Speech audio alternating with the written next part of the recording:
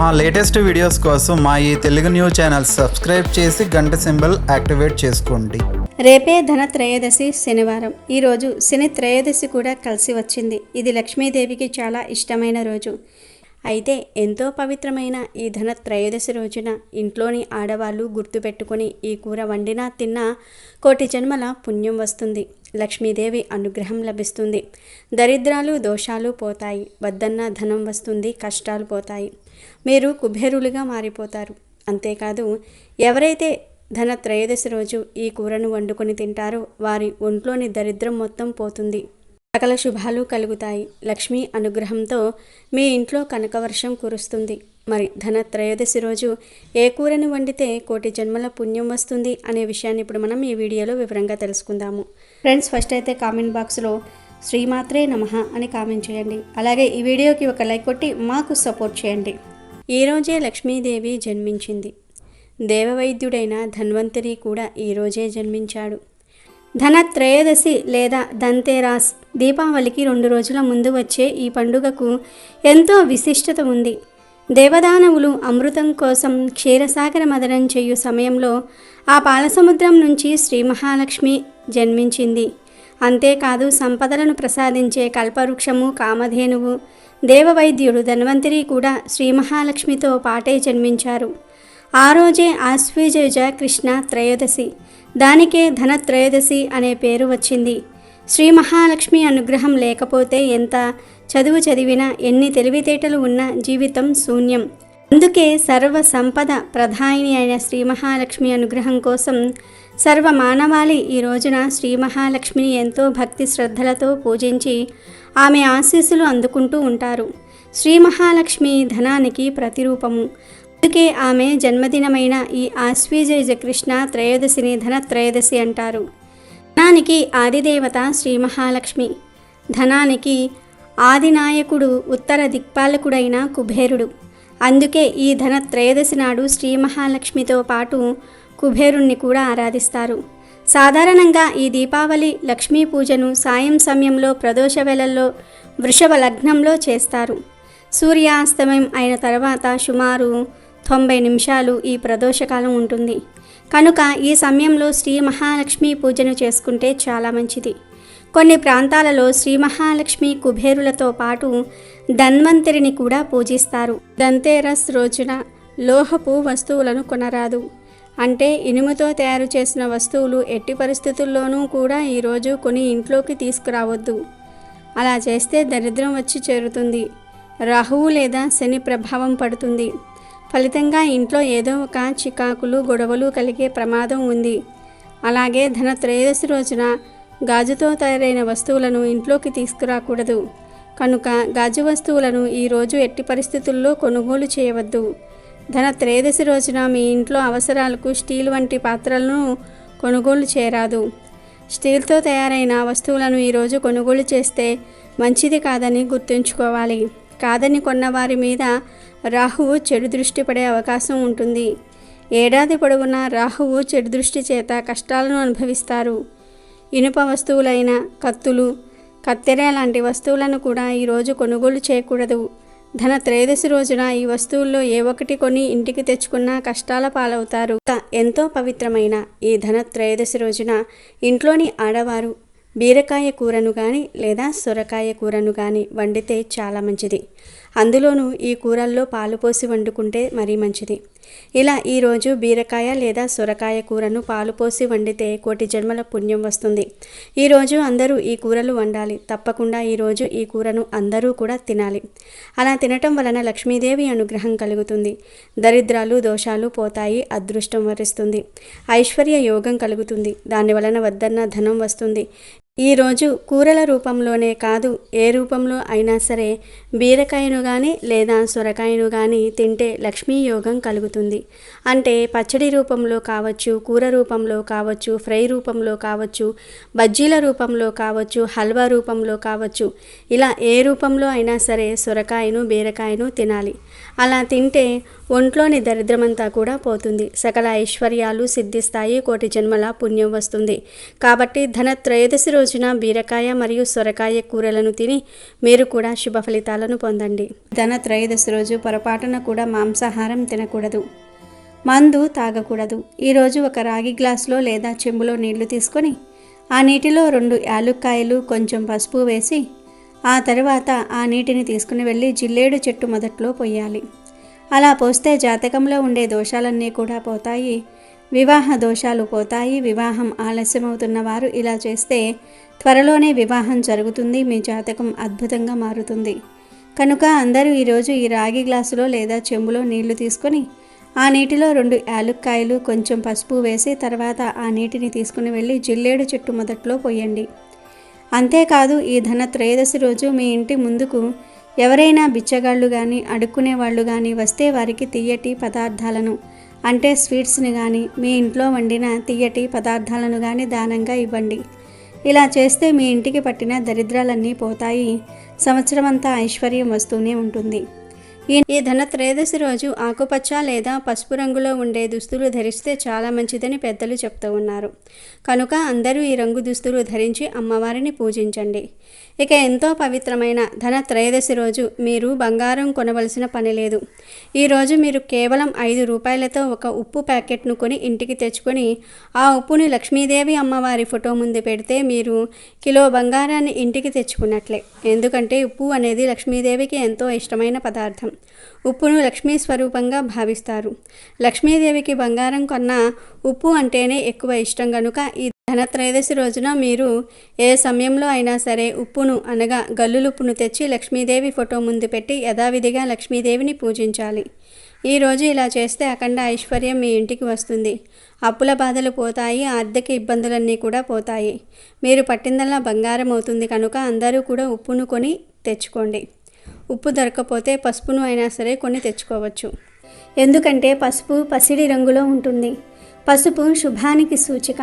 పసుపు బంగారంతో సమానమని పురాణాలు వర్ణించాయి. పసుపు లక్ష్మీదేవికి కూడా చాలా ఇష్టం. పసుపు లేకుండా ఏ శుభకార్యము జరగదు. బంగారం లాంటి పసుపు వలన అనేక ఆరోగ్య ప్రయోజనాలు కూడా కలుగుతాయి. బంగారం కన్నా పసుపు వలనే మనకు ఎక్కువ ఉపయోగాలు ఉన్నాయి. అందుకే మన పెద్దలు పసుపును బంగారంగా భావిస్తారు. ధనత్రయోదశి రోజు మీరు ఏ సమయంలో అయినా సరే కొట్టుకు వెళ్ళి చిన్న పసుపు ప్యాకెట్ కొని ఇంటికి తెచ్చి లక్ష్మీదేవి ఫోటో ముందు పెట్టి యథావిధిగా లక్ష్మీదేవిని పూజించాలి. ఈరోజు ఇలా చేస్తే 1 కోటి రూపాయల బంగారం కొన్నంత ఫలంతో అఖండ ఐశ్వర్యం మీ ఇంటికి వస్తుంది. అప్పుల బాధలు పోతాయి, ఆర్థిక ఇబ్బందులన్నీ కూడా పోయి పట్టిందల్లా బంగారం అవుతుంది. కనుక ధనత్రయోదశి రోజు ఉప్పును లేదా పసుపును కొని ఇంటికి తెచ్చుకోండి. అలా తెచ్చుకోవటం వలన 100 కేజీల బంగారం కొన్న ఫలితం వస్తుంది. మీకు ధనానికి లోటు రాదు, ధన సమస్యలు పోతాయి, కష్టాలు పోతాయి, లక్ష్మీదేవి అనుగ్రహం లభిస్తుంది. మీరు అపర కుబేరులుగా మారి ఆనందంగా జీవిస్తారు. ఇక ఎంతో పవిత్రమైన ఈ ధనత్రయోదశి రోజున ఉదయం మరియు సాయంత్రం స్నానం చేసే నీటిలో 7 తులసి ఆకులను కానీ లేదా 1 అర స్పూన్ నువ్వులను కానీ లేదా చిటికెడు పసుపును కానీ కలుపుకొని స్నానం చేస్తే చాలా మంచిది. అంటే ఫస్ట్ మీకు దొరికితే 7 లేత తులసి ఆకులను తెచ్చుకొని చేతితో నలిపి ఆ ఆకులను నీటిలో వేసుకొని 5 నిమిషాల తర్వాత ఆ నీటితో స్నానం చేయండి. తులసి ఆకులు అందరికీ సులభంగా దొరుకుతాయి. మీ ఇంటి దగ్గర పూజలు చేయని తులసి చెట్టు ఉంటే ఆ చెట్టు యొక్క ఆకులు కోసి నీటిలో వేసుకోవచ్చు. లేదంటే మీ పొరిగింటి వారి దగ్గర, పక్కింటి వారి దగ్గర, ఎవరి ఇంటి దగ్గర తులసి చెట్టు ఉంటే వారిని అడిగి 7 ఆకులను లేత ఆకులను కోసి తెచ్చుకొని వాటిని చేతితో లైట్గా నలిపి నీటిలో వేసి స్నానం చేసుకోండి. గుర్తుంచుకోండి, పూజలు చేయని చెట్టు నుంచే కోసి తెచ్చుకోవాలి. పూజలు చేసే చెట్టు నుండి కాదు. తులసి ఆకులు దొరకపోతే చక్కగా కొన్ని నల్ల నువ్వులను అంటే 1 అర స్పూన్ నువ్వులను నీటిలో కలుపుకొని స్నానం చేయండి. ఆ నువ్వులు కూడా లేకపోతే చిటికెడు పసుపును నీటిలో కలుపుకొని స్నానం చేయండి. ఇలా ఈరోజు 7 తులసి ఆకులను కానీ లేదా 1 అర స్పూన్ నువ్వులను కానీ లేదా చిటికెడు పసుపును కానీ నీటిలో వేసుకుని స్నానం చేస్తే కష్టాలు, సమస్యలు, దోషాలు, పాపాలు పోతాయి. మీ సుడి తిరిగిపోతుంది, వద్దన్న ధనం వస్తుంది. అంతేకాదు ఈరోజు మీరు ఇలా స్నానం చేస్తే జన్మల పాపాలు పోతాయి, 1 కోటి జన్మల మహాపుణ్యం వస్తుంది. 4 వైపుల నుండి ధనం దూసుకు వస్తుంది. మీ జీవితం అద్భుతంగా మారిపోతుంది. మీకు ఉన్న సమస్యలు, బాధలు పోతాయి. మీ ఒంట్లో ఉన్న దరిద్రము, నెగిటివ్ ఎనర్జీ, రోగాలు అన్నీ ఈ రోజుతో పోతాయి. మీ శరీరానికి నూతన ఉత్తేజము, ఉల్లాసము వస్తుంది. నూతన కాంతి వస్తుంది. అన్ని పుణ్య నదులలో స్నానం చేసిన ఫలితం కూడా వస్తుంది. లక్ష్మీదేవి అనుగ్రహం కలుగుతుంది.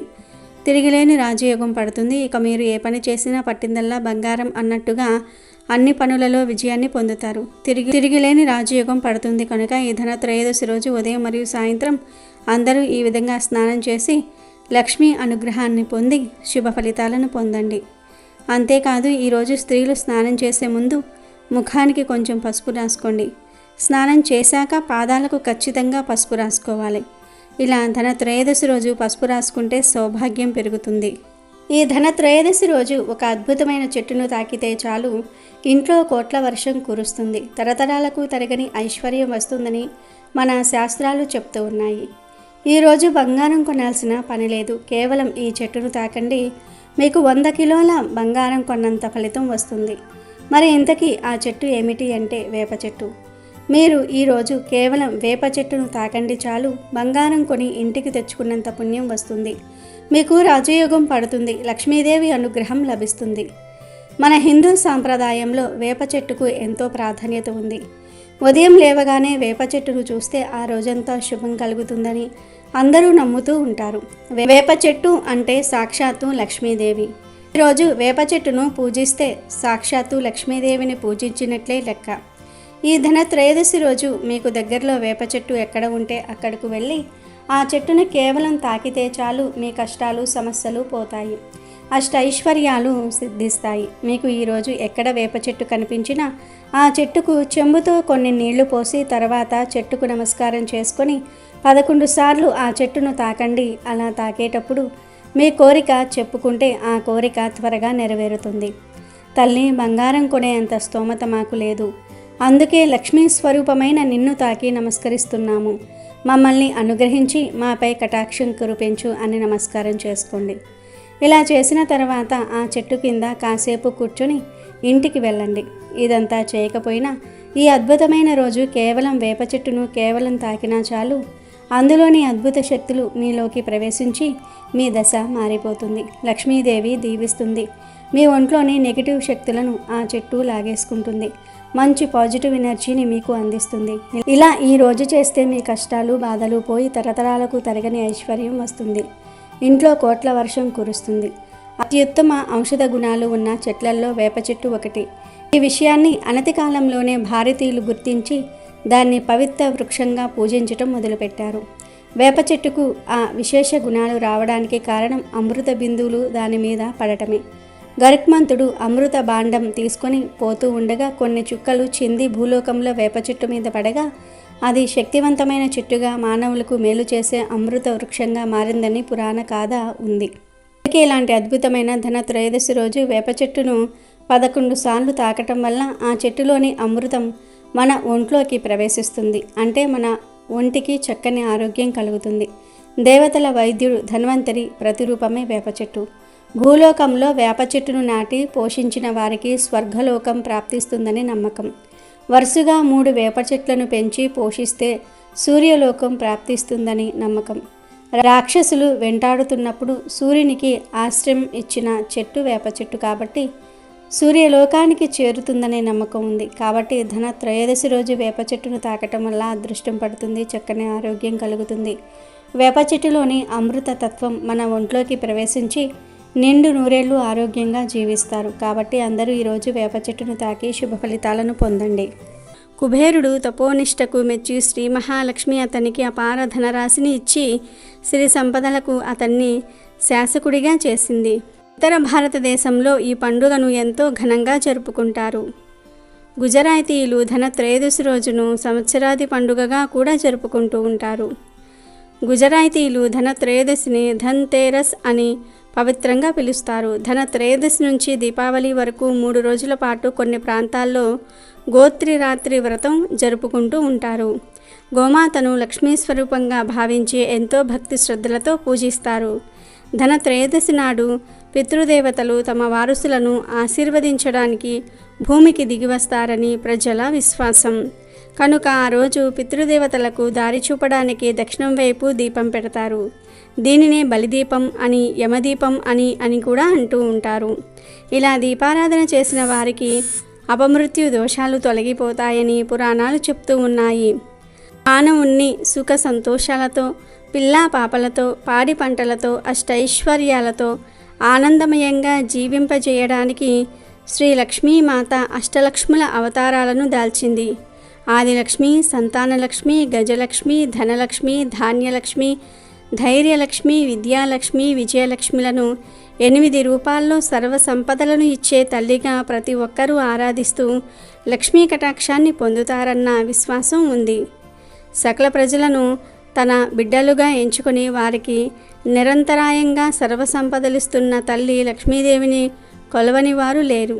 లక్ష్మీదేవిని మదినిండా నింపుకొని భక్తి పారవస్యంతో ఆరాధించి తల్లి అనుగ్రహం పొందిన ఎందరెందరో దరిద్ర నారాయణులు అష్టైశ్వర్యవంతులయ్యారని పురాణాలు ఎన్నో ఉదాంతాలను ఉదహరిస్తూ ఉన్నాయి. బ్రహ్మ వైవర్త పురాణంలోని కృష్ణ జన్మ ఖండంలో ధన్వంతరి మానసాదేవి వృత్తాంతం ఉంది.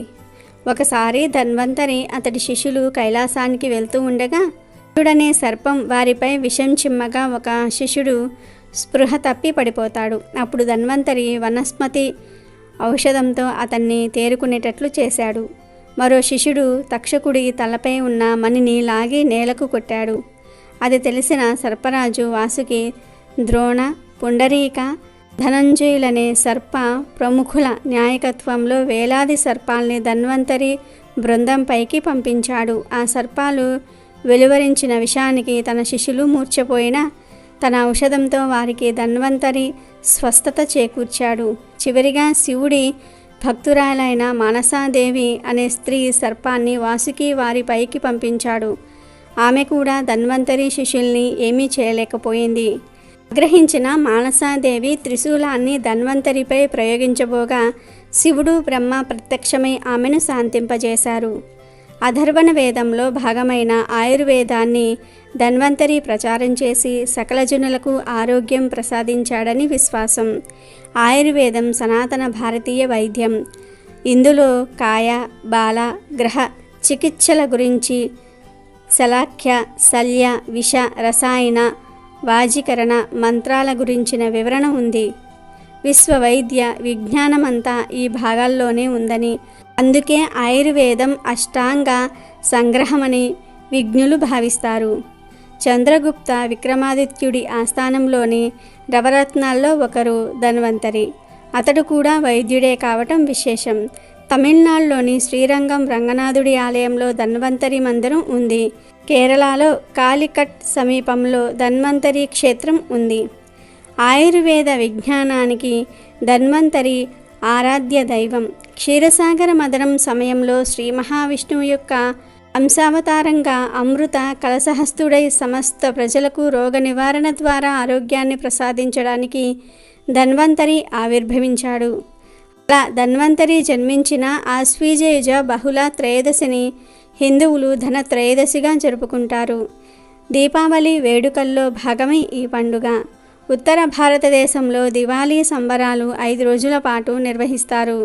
ధనత్రయోదశి, నరక చతుర్దశి, దీపావళి, బలిపాడ్యమి, యమద్వితీయ పేరిట ఈ వేడుకల్ని అత్యంత సంబరంగా జరుపుకుంటూ ఉంటారు. ధనత్రయోదశి నుంచి ఇంటి ముంగిట దీపాల్ని వెలిగించటం ప్రారంభిస్తారు. ఈ దీపారాధనం కార్తీక మాసం చివరి వరకు కొనసాగుతుంది. పితృదేవతలు ధనత్రయోదశి రోజున తమ పూర్వ గృహాలకు వస్తారనే విశ్వాసం ఉత్తర భారతీయుల్లో ఉంది. అందుకే ధన్తేరస్ సాయంకాలాన తమ ఇంటి ముందు దక్షిణ దిక్కుగా అన్నపు రాశిపై దీపాన్ని ఉంచుతారు. పితృదేవతలకు ఈ దీపం దారి చూపుతుందని వారి విశ్వాసం. ధనత్రయోదశి అనగా సంపద అని అర్థం.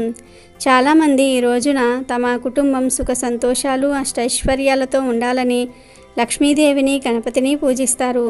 బంగారము, వెండిని కూడా మంగళప్రదంగా భావించి వాటిని కూడా పూజల్లో ఉంచి పూజిస్తారు. యక్షుడైన కుబేరుడు సంపదకు అధిపతి. ఈ రోజున కుబేరుని కూడా పూజిస్తే మీ సంపద పెరగడమే కాకుండా మీ సంపద కుబేరుని ఆశీస్సుల వల్ల రక్షింపబడుతుంది కూడా. ధనత్రయోదశిని అల్లుకొని ఉన్న మరొక కథేమిటంటే, ఈరోజే తన పతితో పాచికలాడిన పార్వతీదేవి మీద పరమశివుడు విజయం సాధించాడు కనుక ఈ రోజున పాచికలు, జూదము లాంటివి ఆడితే మీ సంపద రెట్టింపవుతుందని కూడా ఒక నమ్మకం. ఈరోజు ఒక్కసారి ధన్వంతరి మంత్రాన్ని పఠిస్తే చాలా మంచిది, మంచి ఆరోగ్యం లభిస్తుంది.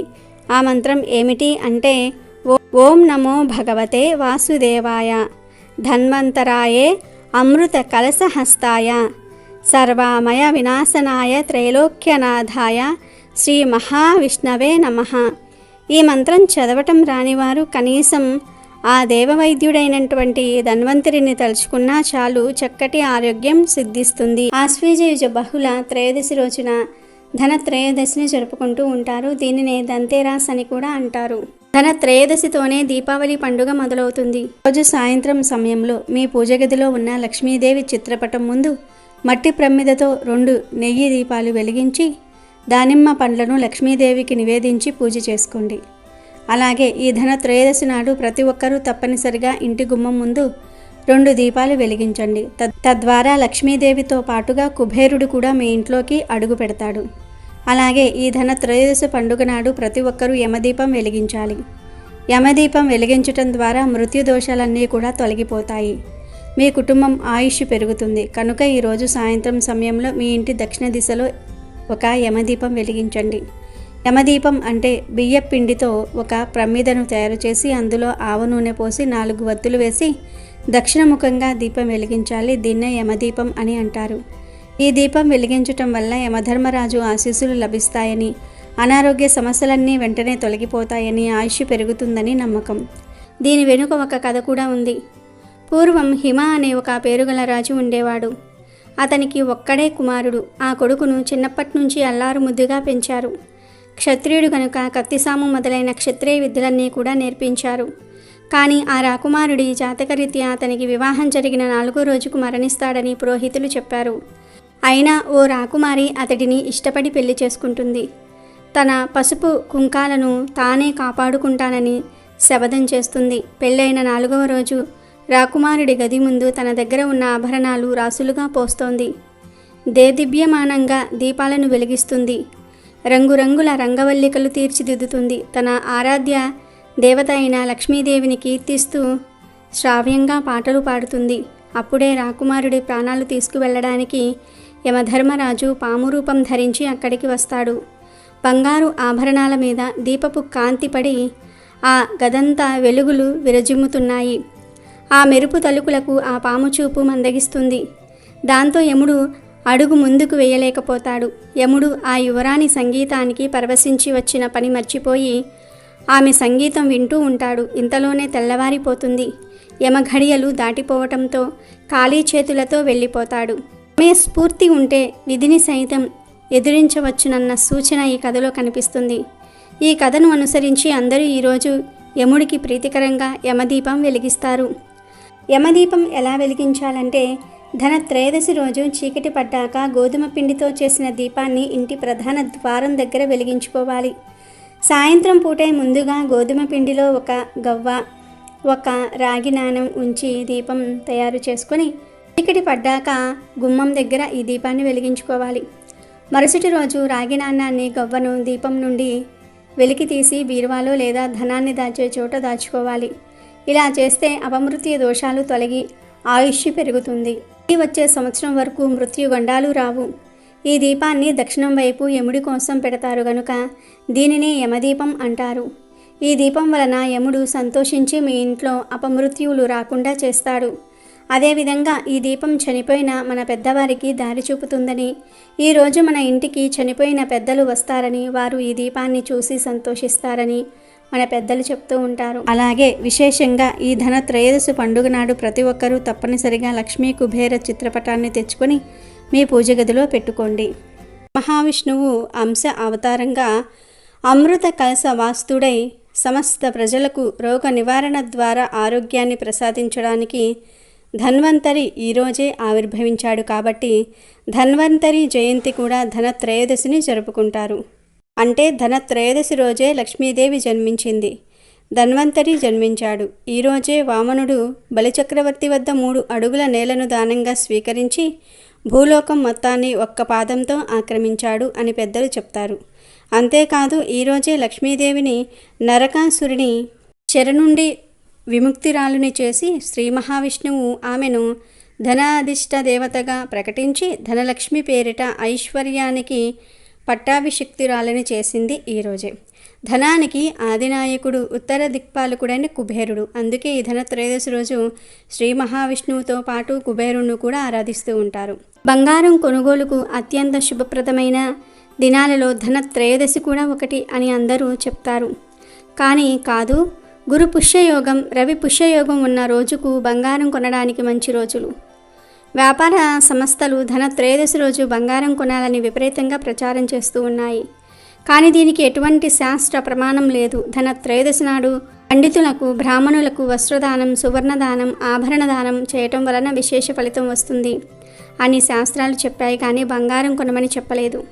సువర్ణము అంటే లక్ష్మీదేవి ప్రతిరూపము, ఆభరణములు నారాయణుని ప్రతిరూపం కావున వస్త్రము, సువర్ణము, సువర్ణాభరణములు ఈరోజు విరివిరిగా దానం చేసి లక్ష్మీనారాయణుల అనుగ్రహం పొందాలి. ఈ కాలంలో ధనత్రయోదశి రోజున బంగారం కొనాలనే ప్రచారం మొదలైపోయింది. కానీ అటువంటి నియమం ఏమీ లేదు. ప్రపంచీకరణ నేపథ్యంలో దేశంలోనికి బహుళ జాతి సంస్థలు వ్యాపారం కోసం వచ్చాయి. లాభాలు ఆర్జించటమే ధ్యేయంగా ఉన్న సంస్థలు వ్యాపారం చేసుకోవటం కోసం అక్షయ తృతీయ ధనత్రయోదశి రోజున బంగారం కొనాలనే ప్రచారాన్ని మొదలుపెట్టాయి. అసలు ఇటువంటి ఆచారం మన బామ్మలకు, అమ్మమ్మలకే తెలియదు. వాళ్ళకే ఇది వింతగా ఉందంటే అసలు విషయం ఏంటో అర్థం చేసుకోవచ్చు. భారతదేశంలో పండుగ రోజుంటూ ఏదైనా ఉందంటే అది దానం చేసిన రోజే.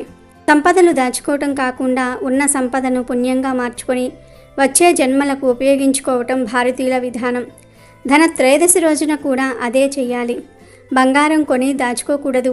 ఉన్న దానిలో దానాలు చేయాలి. ఈ రోజు చేసే దానం, పూజ, జపం అధిక ఫలితాలను ఇస్తుంది. కనుక అందరూ కూడా గుర్తుంచుకోండి, ఈరోజు బంగారం కొనాల్సిన పని లేదు. కుదిరితే బంగారం దానం చేయండి. లేదంటే మీ దగ్గర ఉన్న బంగారాన్ని లక్ష్మీదేవి దగ్గర పెట్టి పూజ చేసుకోండి. ఇప్పుడు మనం వీడియోలో చెప్పుకున్న కథల్లో కూడా ఇదే ఉంది.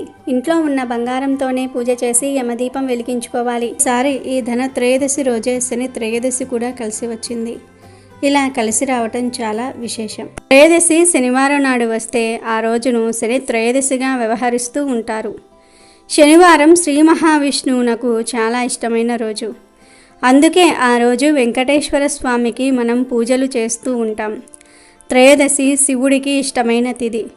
క్షీరసాగర మదనం జరిగి అమృతం ఉద్భవించిన తర్వాత అలాహలాన్ని దిగమింగి తన కంఠంలో దాచుకుని లోకాలను కాపాడిన శివుడికి కృతజ్ఞతలు చెప్పడానికి దేవతలందరూ ఆయన వద్దకు వెళ్ళినది ఈ త్రయోదశి తిథి నాడే అని పురాణాల ద్వారా తెలుస్తుంది. అందుకే త్రయోదశి శనివారం నాడు వస్తే శివకేశవులకు అత్యంత ప్రీతిపాత్రమైన దినమని పురాణాలు పేర్కొంటూ ఉన్నాయి. శని జన్మించిన తిథి కూడా త్రయోదశే. అందుకనే శని త్రయోదశికి అంతటి విశిష్టత ఏర్పడింది. ఈ రోజున శనికి ప్రత్యేకమైన పూజలు చేస్తే శని దోషాలైన ఏలినాటి శని, అష్టమ శని తదితర దోషాల నుంచి విముక్తి లభిస్తుందని జ్యోతిష్యులు చెప్తూ ఉన్నారు. ఇక శని త్రయోదశి రోజు పరుషంగా మాట్లాడకూడదు. మన నోటితో అనకూడని మాటలు అనకుండా ఉంటే చాలా మంచిది. ఎందుకంటే ఈరోజు ఎవరైతే అనకూడని మాటలు అని ఇతరులను బాధ పెడతారో వారు శనిదేవుని ఆగ్రహానికి గురై అష్ట కష్టాల పాలవుతారు. అందుకే శని త్రయోదశి రోజు అవసరానికి తగ్గట్టు తక్కువగా మాట్లాడుకోవటం చాలా మంచిది. ఈరోజు ఎవరితో కూడా వాదనకు దిగకూడదు. అది పరమ దరిద్రం. శనిదేవుని ఆగ్రహానికి గురి అవుతారు. ఈరోజు ఎవరైతే వారి తల్లిదండ్రులకు పాదాభి నమస్కారం చేసుకుంటారో వారికి శనిదేవుడు ఉత్తమ ఫలితాలను కలగజేస్తాడు. అలాగే ఈరోజు అనాథ ఆశ్రమాల్లో, వృద్ధాశ్రమాల్లో దానాలు చేస్తే శని చాలా సంతోషిస్తాడు. కార్మికులకు, పేద రైతులకు ఏదో ఒక సహాయం చేస్తే శనిదేవుడు సంతోషించి సకల శుభాలను కలగజేస్తాడు. అమెజాన్లో బెస్ట్ డిస్కౌంట్స్ కోసం వీడియో డిస్క్రిప్షన్లో లింకు ఉంది, చూడండి. అలాగే మా టెలిగ్రామ్ ఛానల్ సబ్స్క్రైబ్ చేసుకోండి.